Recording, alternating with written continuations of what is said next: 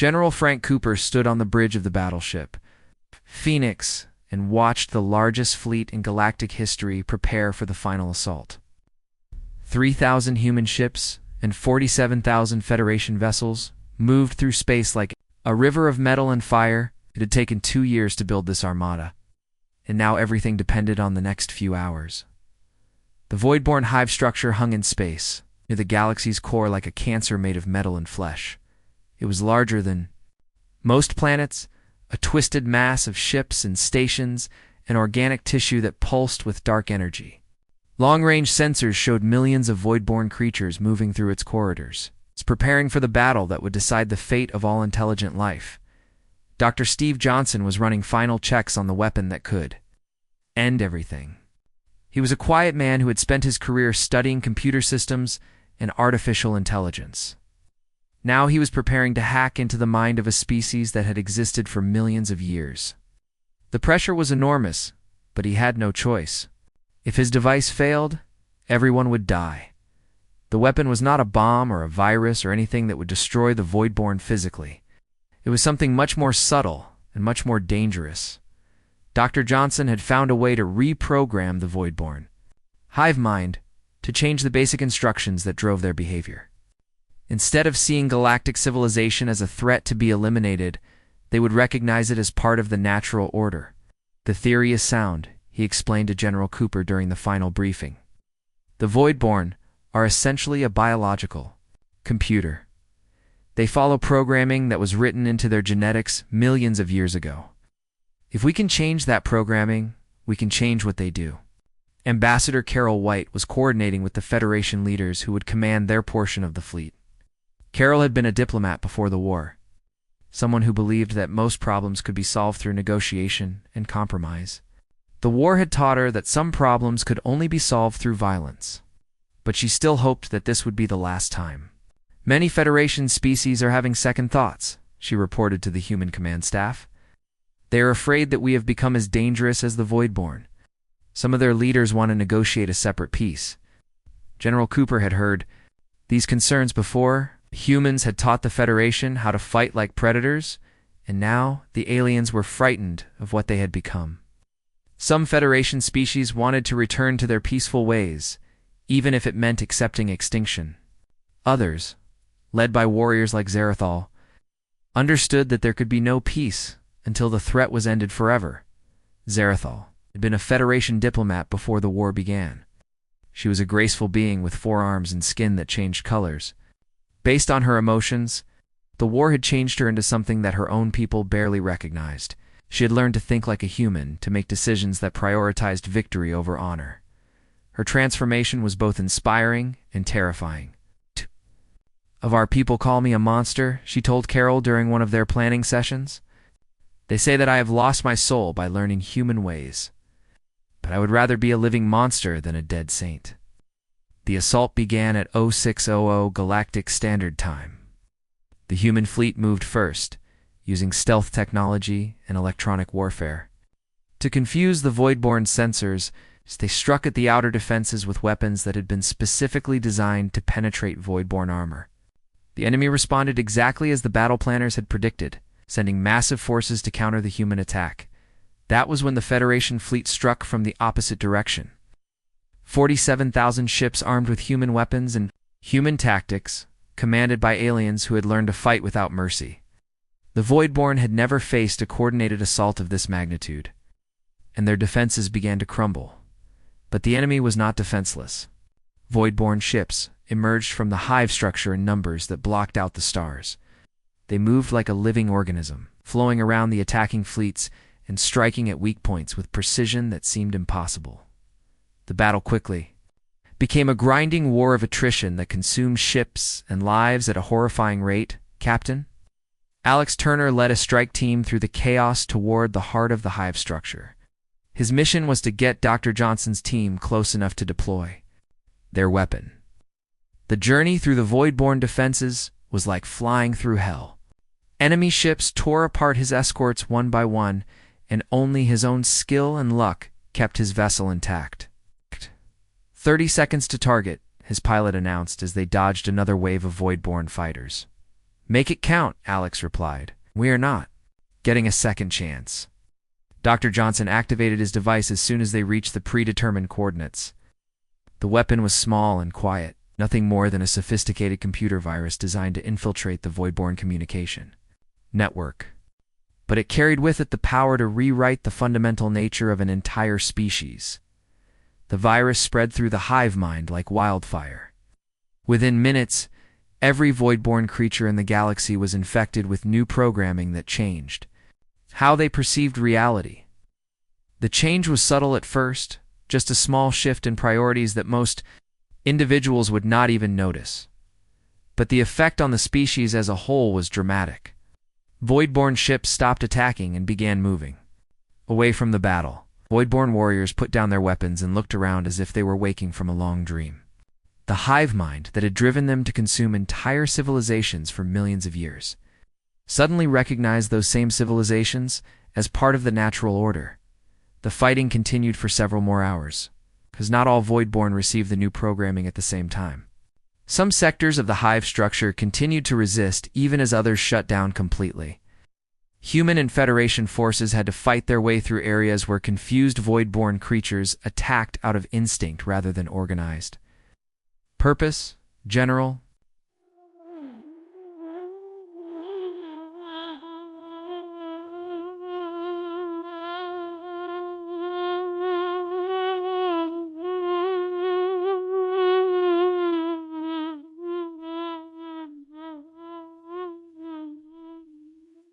Cooper watched the battle reports with a mixture of relief and exhaustion. The casualty numbers were staggering. 60% of the human fleet was destroyed or damaged beyond repair. Federation losses were even higher, with some species losing their entire military force. Entire star systems would need decades to recover from the economic and social damage, but they had one. For the first time in millions of years, a galactic civilization had faced the Voidborn and survived. The victory came at a price that would haunt the survivors for generations. But it was victory nonetheless. The aftermath was almost as chaotic as the battle itself. Surviving Voidborn creatures wandered through their damaged ships and stations, trying to understand what had happened to them. They remembered their previous existence like a nightmare. A time when they had been driven by hunger and rage to consume everything they encountered. Some, Voidborn asked to join the Federation as a member species. Others chose to retreat to the empty spaces between galaxies, trying to find their own path forward. A few, damaged by the virus or unable to accept their new nature, continued to fight until they were destroyed by security forces. Dr. Johnson became famous throughout the galaxy as the man who had saved civilization. But the fame disturbed him. He knew that his weapon had essentially committed genocide against the original Voidborn consciousness.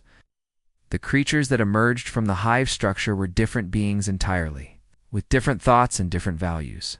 Whether this was justice or mass murder was a question that philosophers would debate for centuries. Ambassador Carol White led the effort to rebuild the shattered Federation. The war had changed everything about how the galaxy was governed. Old rules about peaceful expansion and minimal military forces were abandoned in favor of policies that prioritized defense and survival. Many species demanded that humans take leadership roles in the new government. Recognizing that Deathworld instincts were necessary in a dangerous universe, the humans established training academies on worlds throughout Federation space, teaching alien species how to think and fight like survivors. The curriculum included subjects that would have been unthinkable before the war: combat tactics, survival psychology, weapons design. Strategic planning became mandatory courses for all Federation citizens. General Cooper was named the first Supreme Admiral of the Combined Galactic Fleet. He accepted the position reluctantly, knowing that it meant humans would forever be seen as the galaxy's enforcers. But someone had to do the job, and humans had proven that they understood what it took to survive in a hostile universe. The war was over, but its effects would last forever. The galaxy had learned that civilization was fragile, and that preserving it sometimes required becoming uncivilized. The price of peace was eternal vigilance, and the cost of survival was the willingness to do whatever was necessary. Years later, when new species were discovered or new threats emerged from the dark, the Federation would be ready. They had learned the hardest lesson in the universe. Sometimes the only way to preserve what you love is to become something you hate. The Deathworlders had taught them well. The silver ships moved through space like gentle fish swimming through calm water. Commander Zethkar looked out from his bridge at the small blue planet ahead. Earth, the humans called it. For 60 years, his people had listened to their radio. Signals, music, stories, and science data floated across space from this distant world. The signals seemed peaceful. The humans sang about love and hope. They made movies about friendship and adventure. Their science was curious and kind. Commander Zethkar felt excited to meet them. His 3 ships were the finest the Valerian diplomatic corps could offer. The Peacebringer carried gifts and trade goods. The Harmony held translation computers and cultural experts. His own ship, the Gentle Dawn, was equipped with the most advanced communication systems in the galaxy. Everything was prepared for a perfect first contact. The Valerians had done this many times before. They would arrive peacefully, share gifts, and welcome another species to the Galactic Council. It was always the same. New species were happy to join the peaceful community of worlds. Trade would begin. Everyone would benefit. Commander Zethkar expected the same from these humans. He was very wrong. The first sign of trouble came. When they passed the red planet the humans called Mars, Lieutenant Kexta, his sensor officer, suddenly sat up straight in his chair. "Commander, I am detecting large metallic objects approaching our position. Space debris?" Zethkar asked, not too worried. "Negative, sir. These objects are moving with purpose. They appear to be artificial constructs of significant size." Zethkar moved to the sensor display. What he saw made his stomach drop. 3 massive shapes were coming toward them at high speed. They were dark, angular, and covered with things that looked suspiciously like weapons. "Open communications," he ordered. "Standard peaceful greeting protocol." The communication officer nodded and began transmitting. "Unknown vessels. This is Commander Zethkar of the Valerian Diplomatic Corps. We come in peace, seeking friendship and cultural exchange with the people of Earth. Please respond." The response came immediately. A human face appeared on their screen. The creature had hard eyes and a stern expression. It spoke in a flat, cold voice. "This is Captain Jake Morrison of the Earth Defense Force. Vessel, use vengeance. You have entered human space without authorization. State your business immediately or prepare to be fired upon." Commander Zethkar stared at the screen in shock. In 3,000 years of galactic diplomacy, no species had ever greeted them with threats. He looked around his bridge. His officers were equally confused. "Captain Morrison," Zethkar said carefully, "I believe there has been a misunderstanding. We are peaceful diplomats from the Galactic Council. We wish only to establish friendly relations with your species." The human's expression did not change. "I don't care who you claim to be. You entered our system without permission. It's an act of war where I come from. You have 60 seconds to explain yourself before we open fire." War. The word hit Zethkar like a physical blow. He had heard of war, of course. Ancient history spoke of conflicts between species before the Council brought peace to the galaxy. But that was thousands of years ago. No civilized species spoke of war anymore. "Please, Captain Morrison," Zethkar said, his voice shaking slightly. "We mean no harm. You're here only to offer friendship. Surely, we can discuss this peacefully." "Can start by backing your ships away from our planet," Morrison replied. "Move to a safe distance and prepare to be boarded for inspection." Boarded, inspected, like criminals. Zethkar had no choice. He ordered his ships to retreat to the edge of the system. The human vessels followed, maintaining what the captain called a weapons lock on the Valerian ships. What this meant, but the tone suggested it was not good. As they waited, more human ships arrived. Zethkar watched in growing alarm as his sensors counted 12, then 20, then 37 human vessels surrounding his small diplomatic fleet. The ships were all different sizes, but they shared the same dark, predatory design. They moved with deadly precision, like hunters surrounding prey, Commander whispered his cultural expert, Dr. Nixal. These humans appear to be significantly more militaristic than our initial assessment suggested. Zethkar could only nod. The evidence was overwhelming. These humans had turned their entire solar system into a fortress. Massive space stations bristled with unknown weapons. Patrol ships moved in complex patterns throughout the system. Everything spoke of a species that expected attack at any moment. After 6 tense hours, Captain Morrison finally gave permission. For a small shuttle to approach Earth, Zethkar chose his most experienced diplomat, Sub-Commander Vexry, to accompany him to the surface. The shuttle that came to escort them was piloted by a human female. She introduced herself as Lieutenant Amy Foster, and her casual confidence was almost as unsettling as Captain Morrison's threats. "First time visiting Earth?" she asked cheerfully as their shuttle descended through the atmosphere. "Yes," Zethkar replied nervously. "We are very excited to see your world." "Well, you've picked a good day for it," Amy said. "Weather's pretty mild. Only about 32 degrees Celsius in the landing zone." Zethkar converted the temperature in his head and nearly fainted. 32 degrees was barely below the boiling point of water on his homeworld. "That is considered mild?" Amy laughed. "Sure, it's summer, after all. Could be a lot hotter. Last week it was pushing 40 degrees in some places." Through the shuttle's windows, Zethkar watched the human world scroll past below. Vast oceans covered most of the surface. The land was a mix of green forests, brown deserts, and white frozen areas. Massive storm systems swirled through the atmosphere. Lightning flashed constantly. It looked like a world at war with itself. "Your planet appears quite active, Sub-Commander," Vexry observed diplomatically. "Oh, you mean the weather?" Amy glanced out the window. "Yeah, we've got a hurricane brewing in the Atlantic. Category 3, I think. Nothing too serious. The folks in Florida are used to it. But nothing too serious." Zethkar's people would evacuate an entire continent if such a storm approached their world.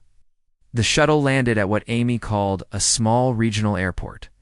To Zethkar, it looked like a military facility capable of handling thousands of aircraft. Humans in uniform moved everywhere with purposeful efficiency. When the shuttle door opened, Zethkar nearly collapsed. The gravity hit him like a crushing weight. The air was thick and heavy, filled with strange smells and sounds. Ow. The sun blazed down with uncomfortable intensity. "You okay there, Commander?" Amy asked, steadying him with one hand. What? "Need a minute." "To adjust?" "The gravity," Zethkar gasped. "It is so strong." "Yeah, Earth's a pretty dense planet," Amy agreed. "1 standard G, you'll get used to it. Most visitors do, eventually." Standard G1 gravity unit was considered average by these creatures. On Zethkar's homeworld, the gravity was barely 1/3 this strong. His people's bones and muscles had evolved for a gentler world as they walked toward the terminal building. Zethkar noticed something that made his blood run cold. Human children were running and playing in this crushing gravity. They moved, easily laughing and shouting, apparently unaware that they were performing feats of strength that would challenge adult Valerians. "Lieutenant Foster," he said carefully, "what is the standard atmospheric pressure on your world?" "About 14.7 psi at sea level," she replied. "Why?" Zethkar did not answer. He was too busy trying not to panic. Atmospheric pressure was nearly twice what his people could comfortably handle. The air itself was trying to crush him, and these humans lived here. They had evolved here. 8 billion of them, according to their transmissions. 8 billion creatures who had been forged by a world that would kill most. Galactic species in minutes. As they entered the terminal building, Zethkar realized that the Galactic Council had made a terrible mistake. These were not the peaceful, gentle beings they had expected to welcome into their community. These humans were something else entirely, something that had survived in conditions no civilized species should be able to endure, something that had turned their entire solar system into a war zone just in case someone like him decided to visit.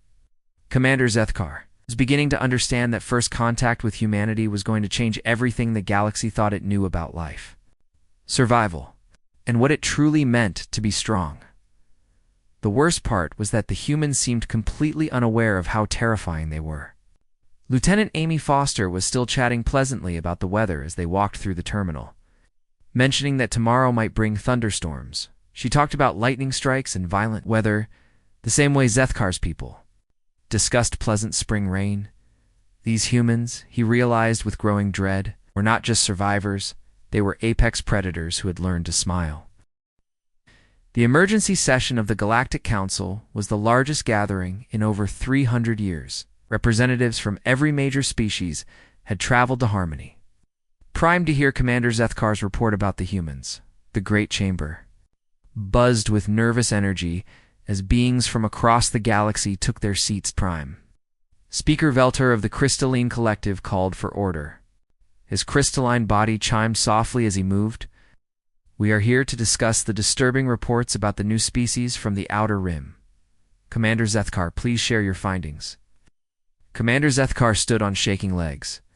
Even after 3 weeks of recovery, he still felt the crushing weight of Earth's gravity in his bones. "Honored beings, what I've witnessed challenges everything we know about life in the galaxy. The humans are unlike any species we have ever encountered." Elder Merrix of the Peaceful Gardens Coalition leaned forward in her hover chair. Her green skin pulsed with concern. "Explain, Commander." "Our initial analysis of their transmissions suggested a peaceful, creative species. Music, art, stories of cooperation." "That analysis was correct but incomplete," Zethkar replied. "They are creative and can be peaceful, but they are also the most dangerous beings I've ever encountered, and they do not even realize it." A murmur of confusion rippled through the assembly. Counselor Hexta of the Gentle Reef Worlds clicked his shell nervously. "How can they be dangerous if they do not realize it?" "Because they think their world is normal," Zethkar said. "They think their abilities are normal. Think their strength is normal. Right. But their world should have killed them millions of years ago." The chamber fell silent. Every being present understood the implications. If a species had survived on a world that should have destroyed them, what did that make them? Prime Speaker Veltar consulted his datapad with growing alarm. "Our long-range sensors have completed their analysis of the human homeworld. According to our classification system, Earth registers as a Class 12 death world. The silence that followed was absolute. Most beings had never even heard of a Class 12 death world. In the entire known galaxy, only 17 such worlds had ever been identified. Of those, only 3 had developed life beyond simple bacteria. None had ever produced intelligent beings. Until now."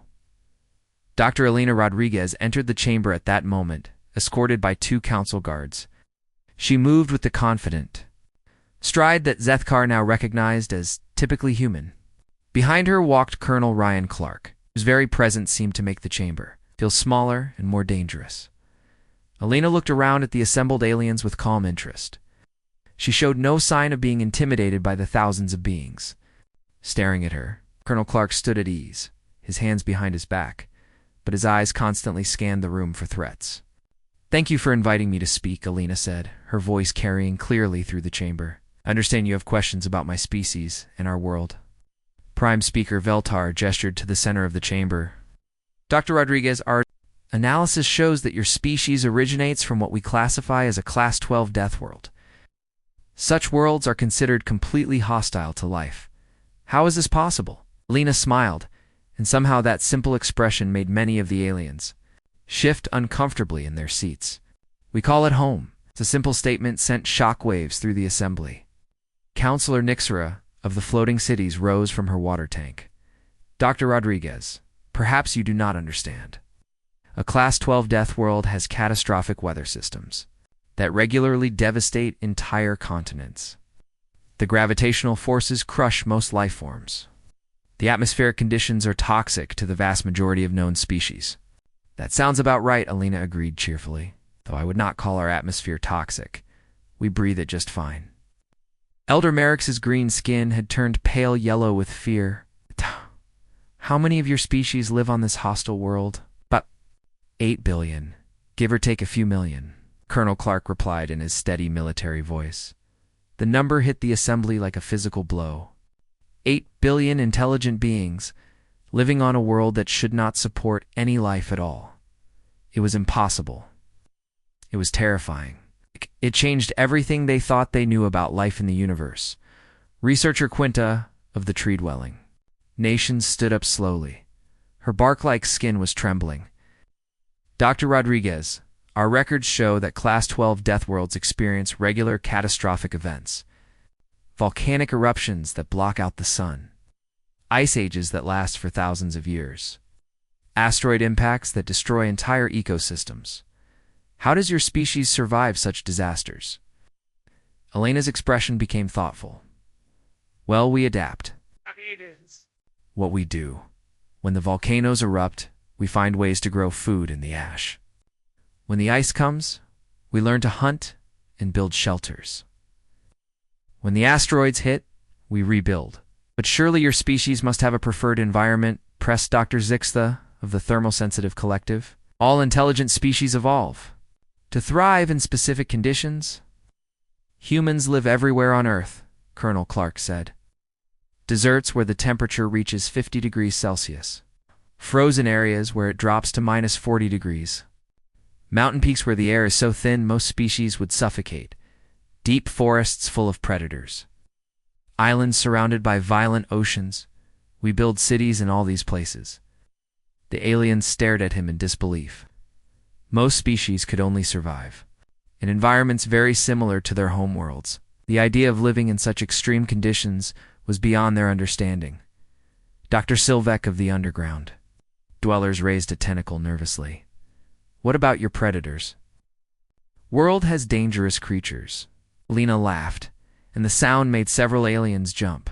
Oh yes, Earth has plenty of dangerous animals. Bears that weigh 800 kilograms. Cats that hunt in packs and can run 60 kilometers per hour. Sharks with rows of razor-sharp teeth. Snakes whose bite can kill in minutes. Spiders, crocodiles. Wolves, tigers, and your species coexist with these creatures? Asked Counselor Hexta, his shell rattling with fear. We do more than coexist, Colonel Clark said. We are the apex predators on our world. Every other dangerous creature fears us. The chamber erupted in shocked whispers. The idea of a species that was more dangerous than the natural predators of a death world was almost incomprehensible. Prime. Speaker Veltar struggled to maintain order. Dr. Rodriguez, our analysis of your planet shows frequent natural disasters. Earthquakes that level cities. Hurricanes with winds over 200 kilometers per hour. Tsunamis that wash away entire coastlines. How do your people respond to such events? We rebuild, Alina said simply. We have emergency response teams that can reach disaster zones within hours. We have early warning systems that help people evacuate. We have construction techniques that make our buildings stronger. After each disaster, every tragedy teaches us how to do better next time. The silence that followed was heavy with implication. These humans did not just survive disasters. They learned from them. They became stronger because of them. Elder Merrick spoke in a whisper that somehow carried throughout the chamber. Your species does not avoid hardship. You embrace it. We do not have a choice, Alina replied. Earth does not give us the option of avoiding hardship, so we learn to grow stronger from it. Dr. Valinar of the Deep Ocean World spoke up hesitantly. What happens when individual humans face impossible odds? When they encounter situations they cannot survive? Colonel Clark and Dr. Rodriguez exchanged a look. Something passed between them that made the watching aliens even more nervous. We try anyway, Clark said. Humans have a saying, never give up, never surrender. We would rather die trying than live with giving up. The words hung in the air like a challenge. Every being in the chamber understood what they had just heard. These humans did not just survive their hostile world. They had been shaped by it into something that would never stop fighting, never stop trying, never accept defeat. Counselor Yexti of the Peaceful Meditation Orders spoke in a trembling voice. Dr. Rodriguez, are all humans like you and Colonel? Clark Alina considered the question seriously. We are fairly typical, I think. Colonel Clark is military, so he is trained for combat. I am a scientist, so I am trained for research. But all humans are taught from childhood to face challenges, solve problems, and never give up. It is how we survive. The realization swept through the chamber like a wave. These two humans were not special warriors or exceptional individuals. They were ordinary members of their species. And their species had 8 billion individuals just like them. Prime Speaker Veltar struggled to find words. Dr. Rodriguez, what does your species want from the galaxy? Elena's answer surprised everyone. We want to learn. We want to explore. We want to make friends and discover new things. We want to help others and share what we have learned about survival. The contradiction was staggering. It's the most dangerous. Species anyone had ever encountered wanted to be friends and help others. As the session ended, private communications flooded the diplomatic networks. Some species were fascinated by the humans and wanted to learn more. Others were terrified and wanted them quarantined to their own system.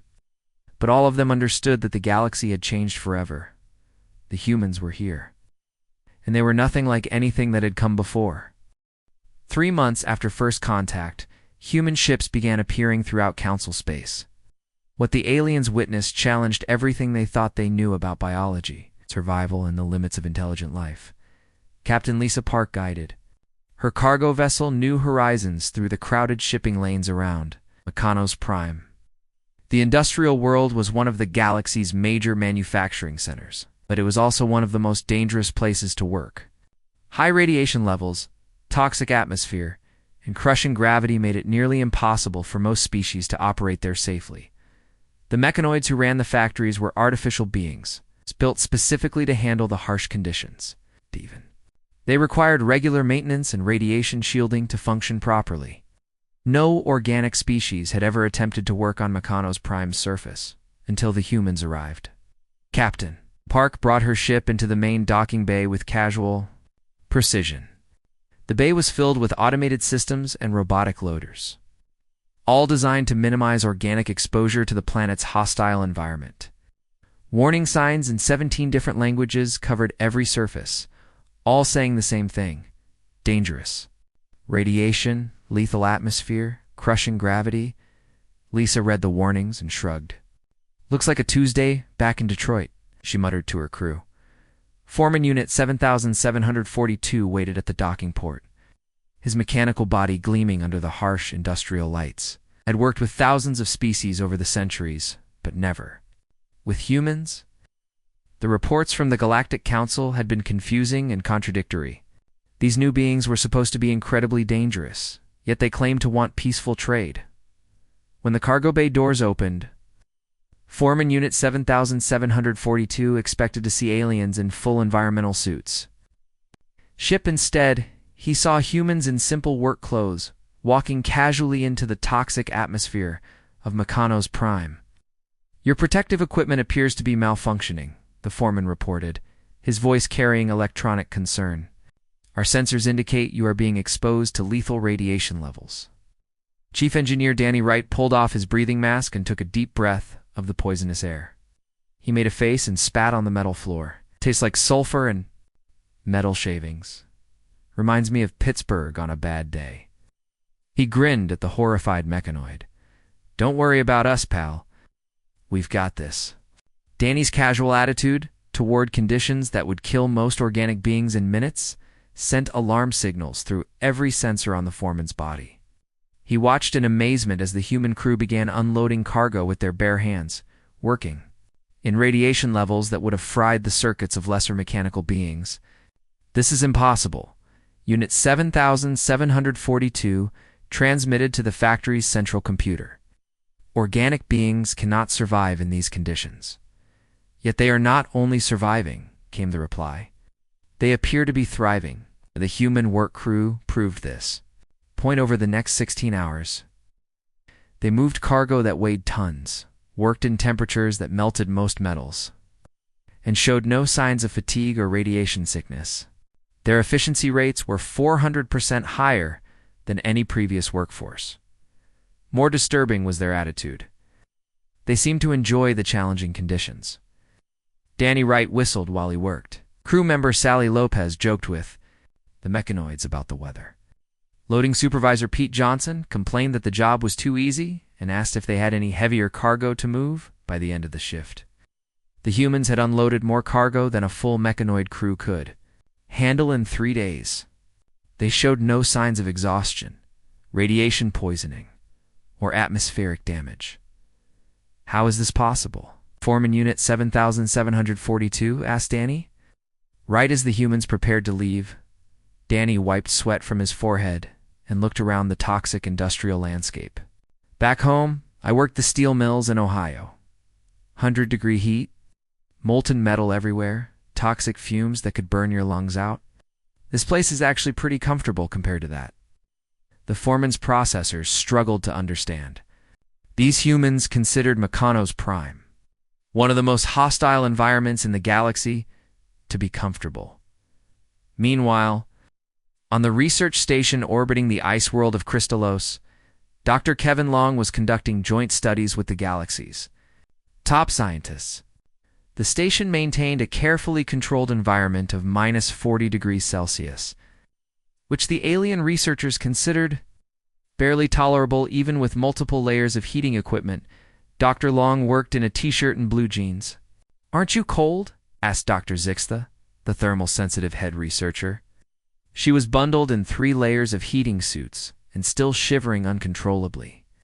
A bit chilly, Kevin admitted, his breath forming small clouds in the frigid air.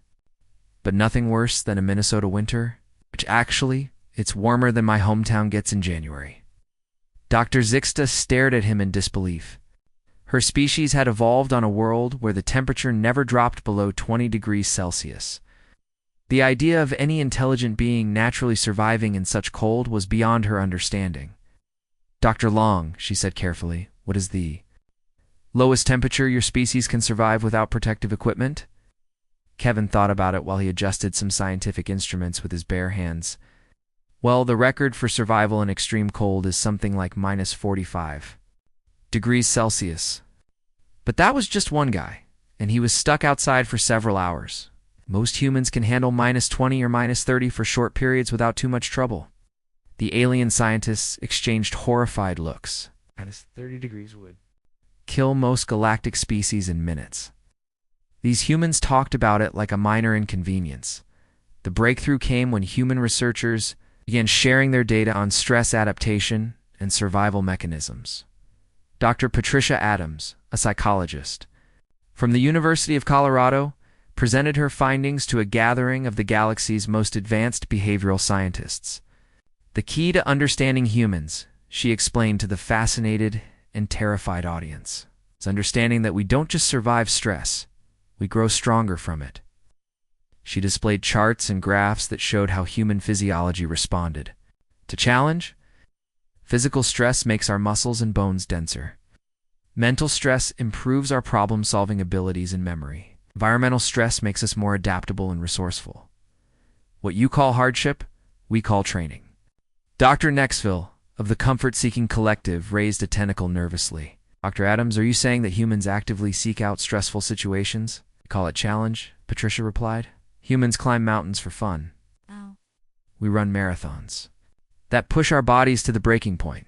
We solve puzzles that take years to complete. We explore dangerous places just to see what's there. We push ourselves to our limits, because that's how we discover what our limits really are." The implications were staggering. While other species had evolved to avoid challenge and seek comfort, humans had evolved to thrive under pressure. They actively sought out situations that would test their abilities, Captain. Joe Chen provided another example when his cargo ship, Steady Progress, arrived at the Crystal Mining Station in the Vexstar system. The station operated in a region of space filled with dangerous radiation storms and gravitational anomalies. Most species could only work there for a few hours at a time before requiring extended recovery periods. Joe's crew worked 12-hour shifts without complaint. When a radiation storm hit the station, most of the alien workers evacuated to the shielded areas. The humans stayed at their posts, working through conditions that would have killed most beings instantly. "Storm's getting pretty rough out there," commented engineer Lisa Murphy, as radiation readings climbed to lethal levels. "Nothing like that solar flare we rode out near Jupiter last year," replied Navigator Tom Bradley. Now that was a real light. Show, the alien station manager, a crystalline being named Hexstar, watched through the reinforced observation windows as the humans continued working in the middle of a deadly radiation storm. "They are insane," he whispered to his assistant. "No," his assistant replied, studying the efficiency reports. "They are effective. Productivity is up 60% since they arrived." Stories like this spread throughout the galaxy. Humans working in methane storms on the gas giant of Nixtal, humans mining asteroids in regions of space where the gravity wells would crush most ships, humans exploring dangerous nebulae that no other species dared to enter. Each report was the same.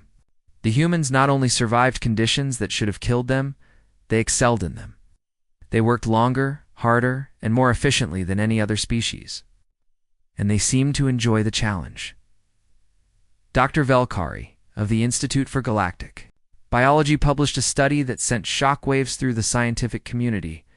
"The human species appears to have evolved a unique trait," she wrote.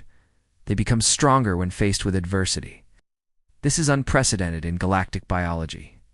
Her research showed that humans exposed to stress developed improved physical capabilities, enhanced mental function, and greater emotional resilience. Other species broke down under pressure. Humans built themselves up. The most disturbing discovery came from psychological studies. When humans faced impossible situations where any rational being would give up, they became more determined. Their refusal to accept defeat actually increased when the odds became worse. 5 years after first contact, the galaxy had changed in ways nobody could have predicted. The old Galactic Council had evolved into something new and stronger. The Galactic Alliance now included over 300 species, and at its heart were the humans who had accidentally become the guardians of galactic peace. President Maria Santos stood before the Great Assembly on Unity Station, the massive space structure built in the neutral zone between Earth and Centauri Prime. The station itself was a marvel of cooperation. It's designed by 17 different species working together. Human engineering provided the structural framework. Crystalline beings grew the beautiful crystal gardens in the central plaza. The floating cities people created the water channels that flowed throughout the station, around. Maria sat representatives from worlds across the galaxy, and he had joined the alliance specifically because humans were part of it, not because they feared human military power, but because they trusted human intentions. 5 years ago, we were strangers, Maria began, her voice carrying to every corner of the galaxy through quantum communication networks. Today, we are family. We've learned something important together. Strength is not about avoiding hardship. Strength is about overcoming it together. The transformation had not been easy. When the alliance was first proposed, many species were suspicious. The Valerians worried that humans would dominate through military force. The Crystalline Collective feared that human aggression would destroy the peace they had built over millennia. The Peaceful Gardens Coalition wondered if associating with Deathworlders would make them targets for other military powers. Those fears proved groundless. The humans did something that surprised everyone. They became protectors instead of conquerors. Captain Alex Turner commanded the Alliance patrol ship Horizon on the edge of unexplored space. His crew was a perfect example of what the galaxy had become. Lieutenant Zara Kim was human, but she worked alongside Navigator Vextel, Valerian who had learned to appreciate human determination. Chief Engineer Glixta was a mechanoid who had upgraded his own systems after working with human technical crews. Medical Officer Dr. Kessera was a tree dweller who had learned human emergency medicine techniques that had revolutionized galactic healthcare. They worked together with an efficiency that would have been impossible 5 years earlier. Different species with different strengths, united by a common purpose to explore the unknown and help anyone they encountered when they detected the distress signal from the edge of the Vortex Nebula. The response was immediate and coordinated. Emergency. Signal coming from Grid Section 47 Alpha, reported Lieutenant Kim. Long-range sensors show a disabled transport vessel. Configuration matches Refugee Coalition design. Captain Turner was already moving toward the navigation station. How many souls aboard? 12,000, sir. Civilians fleeing the Sigma collapse. Sigma system had been dying for months. The star was going nova, and 3 billion people needed to evacuate to other worlds. The Refugee Coalition had been working around the clock to move people to safety, but their old ships were breaking down under the strain. All hands prepare for emergency rescue operations, Turner announced. Over the ship's communication system, we have 12,000 people who need our help, and we're not leaving anyone behind. The rescue took 18 hours in conditions that tested everyone aboard the Horizon. The transport ship was drifting in a region of space filled with radiation, storms, and gravitational anomalies. Most species would have waited for the storms to pass before attempting a rescue. The humans did not wait. Storm's getting worse, Captain reported Vextel from the navigation station. Radiation levels are approaching lethal ranges for most organic species. Then we better work fast, Turner replied. Launch all rescue shuttles. Emergency protocols are in effect. The human crew members worked in the most dangerous areas, using their radiation resistance and adaptability to reach places where other species could not survive. Lieutenant Kim piloted a shuttle through debris fields that would have destroyed most small craft. Chief Mechanic Danny Price worked in the engine rooms of the damaged transport, breathing toxic fumes that would have killed most beings while he repaired critical systems. The alien crew members coordinated from safer positions, using their unique abilities to support the rescue effort. Dr. Cassara treated refugees using medical techniques learned from both human and tree-dweller medicine. Engineer Glicksta used his mechanical precision to repair delicate life support systems. Working together, they saved every single refugee. 12,000 lives preserved through cooperation between species that had never worked together before. Humans showed them how stories like this were happening throughout the galaxy. Human-led teams were becoming the first responders for every major crisis. Dr. Sandra Kim, now the Alliance's chief xenobiologist, worked with research teams from dozens of species to solve problems that had plagued the galaxy for centuries. The Red Death Plague that had devastated the Outer Rim colonies for 50 years was cured using human medical techniques adapted for alien physiology. The atmospheric poisoning of Kepler-7 was reversed using human environmental restoration methods, learned from cleaning up Earth's industrial disasters. Most importantly, humans were teaching other species about resilience and hope. When the crystal miners of Nexstar faced the collapse of their economy due to market changes, human economic advisors helped them diversify into new industries. When the floating cities faced severe storms that threatened their civilization, human weather modification experts taught them techniques developed during Earth's climate crisis. Humans do something that no other species does, explained Dr. Velkari in her latest research paper. When they encounter a problem, their first instinct is not to avoid it or wait for someone else to solve it. Their first instinct is to ask, how can we fix this? This attitude was changing the galaxy's approach to every challenge. Species that had spent centuries avoiding difficult problems were learning to face them directly. The techniques humans had developed for survival on their death world were being adapted to help other species thrive in their own environments. The most dramatic example came when the long-range sensors detected signals from outside the galaxy. The Deep Space Monitoring Station, operated jointly by 12 species, picked up organized transmissions from the direction of Andromeda. The signals suggested another vast civilization. It's possibly larger and more advanced than anything in the Milky Way. In the past, such a discovery would have caused panic. Unknown aliens had always been feared as potential conquerors or threats. This time, the reaction was different. Well, said Commander Pete Jackson, the human officer in charge of the monitoring station, looks like we might have new neighbors. Better send a welcome party. The fleet that departed for Andromeda 3 months later was a perfect symbol of what the galaxy had become. Ships from dozens of species all working together, all ready to face the unknown with confidence instead of fear. At the head of the formation flew the UES Pathfinder, with Captain Jennifer Cole at the helm. Behind her stretched vessels representing the combined strength and wisdom of hundreds of worlds. The massive Krillian battleship Redemption flew alongside the elegant crystalline research vessel, Harmony's Light. Valerian diplomatic ships shared formation with human destroyers and mechanoid construction vessels. They were not going to Andromeda as conquerors or fearful refugees. They were going as explorers, ready to meet whatever they found with open hands and open hearts. Captain Cole stood on her bridge looking out at the stars ahead. Her crew was entirely human, but her fleet represented the dreams and hopes of the entire galaxy. On her tactical display, she could see the positions of every ship in the formation. Each one carried the best of what its species could offer. Navigation, set course for Andromeda, she ordered. Communications, prepare the standard first contact package. All languages, all cultural protocols. Course laid in, Captain, reported navigator Lisa Chang. Estimated travel time, 14 months. Jennifer nodded and settled into her command chair.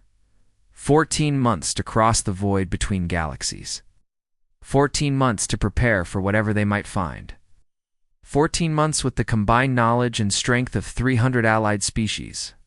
Take us out, she commanded the fleet. Engage their hyperdrives simultaneously, disappearing into the space between galaxies in a flash of coordinated light. Behind them, they left a galaxy transformed by the simple truth that strength shared was strength multiplied years later. When historians wrote about this moment, they would call it the beginning of the intergalactic age. But the people who lived through it knew it by a simpler name. The day the galaxy stopped being afraid of the dark and became the light that would guide others through it.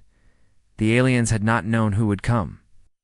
When they first detected signals from the small blue planet in the outer rim, they had expected to find another species seeking safety among the stars instead. They had found guardians who had been forged by hardship, strengthened by adversity, and who chose to use their power to protect rather than conquer. The Deathworlders had not just joined the galaxy, they had transformed it into something stronger, kinder, and braver than it had ever been before. And this was only the beginning.